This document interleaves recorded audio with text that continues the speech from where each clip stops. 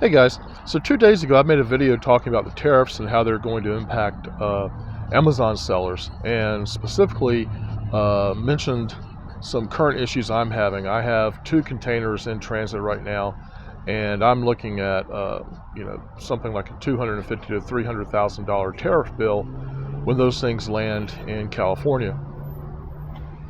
That has me a little bit concerned because, just as I stated in that video, uh, if these tariffs are going to be there for a long time, I could make something happen. I could make it work, as long as I know everyone else is going to be in the same boat as I am, so to speak, and they're all paying tariffs. So the playing field, from the standpoint of how level it is, really hasn't changed that much as long as everybody's impacted equally. But with the on again, off again nature of the tariffs, I don't have a lot of confidence and a lot of desire to pay that tariff when a boat that comes in a week later may very well not be subject to the same tariffs. And as I stated in the first video, I have little to no confidence that I would ever get a refund on that money. Don't even know if legally, I would be entitled to one, technically speaking. If you're convicted of a crime and then a year after you're put in prison, they decide that's no longer a crime, you don't always get a reprieve. You don't always get released from prison because it was a crime when you took the action. So if I paid the tariff when the tariff is in force, only to have the tariff go away in a week or two, again, I don't know what would happen, but that's a $300,000 gamble I'd rather not make. So it hit me last night what I'm going to do, and I've already made arrangements for this to happen.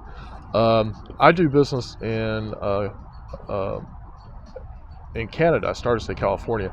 I do business in Canada on Amazon, as well as some European countries, and I'm going to have these 2 containers rerouted when they land in California. I'm not going to check them through customs. I'm going to send them up to Vancouver and have them brought in there, because Canada is not under any Chinese tariffs, and Canada doesn't have any tariffs on China of any significance whatsoever. I'm not doing this with the intention of somehow sneaking it across the land border into the U.S. Most of the products I sell in Canada are identical to the products I sell here in the U.S. And while the quantity of products that I'm going to drop into Canada is more than I would normally have up there in that marketplace, it's preferable for me to pay some storage fees, warehousing fees, as opposed to paying, like I said, what's likely to be a $300,000 tariff when that stuff lands in the U.S. and goes through customs here. So that is one workaround. Again, it's obvious in hindsight, but it took 24 hours for it to sink in that, it's the U.S. and China that are in the trade war, and it's the U.S. that has 154% tariffs on most Chinese goods. Europe, for the most part, doesn't have tariffs on Chinese goods. And again, I do business there. I already have warehouse capacity in Europe that I can use if necessary.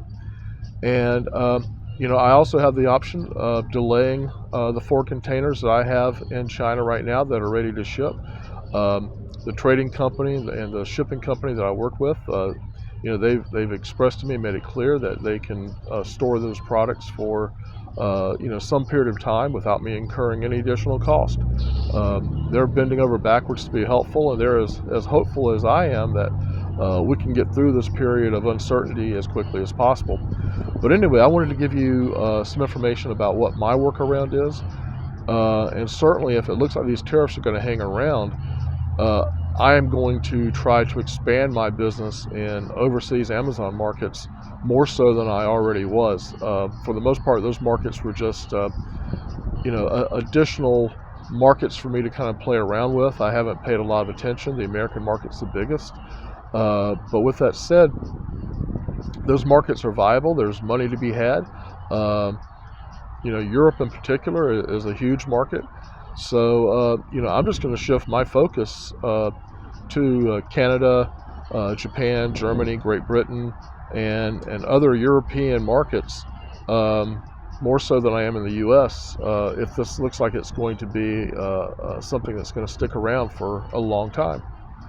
That is all. Hey, if this is helpful and you're an Amazon seller, you're either a big one or you're hoping to become a big one, how about hitting like and subscribe? I am starting to post videos again, and I think you'll find my channel helpful. I'd appreciate the like. So hope to see you again. Thanks.